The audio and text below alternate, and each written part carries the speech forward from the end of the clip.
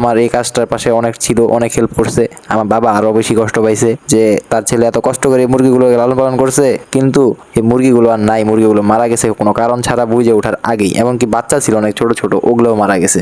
এর কারণে আসলে মুরগি বাচ্চা থেকে আর বড় হয় না, আর বড় মুরগিও তো মারা গেছে। তারপর থেকে আসলে 6টা মুরগি আমার কাছে আছে। এগুলোর জন্য আসলে এই রুমটাতে ওইরকম ভালো কোনো ব্যবস্থা ছিল না। এরপর থেকে এই রুমটাও অগোছালো অবস্থায় দীর্ঘদিন পরে আছিল। এই রুমে কাঠ রাখা হয়েছিল, যেগুলো আপনারা বিগত ভিডিওতে দেখছেন। এই রুমটাতে এখন আসলে নতুন করে আবার গোছানো হয়েছে, পরিপাটি করা হয়েছে। এই যে ডাইনে যে কাঠের খাঁচাটা দেখতেছিলেন আপনারা, এই খাঁচাতে কিন্তু আসলে মুরগির ছোট ছোট বাচ্চা, তারপরে মুরগি কুচে বসানো, মুরগি ডিম পাড়ার বাসা, তারপর নিচে মুরগি শীতের মধ্যে যাতে বেশি গরম না লাগে, মানে শীত না লাগে আর কি, সেই জন্য আসলে ওই যে খাঁচাটা আসলে বানানো খুবই মানে পরিবেশ বান্ধব করে সিস্টেম করে আমরা বানাইছিলাম।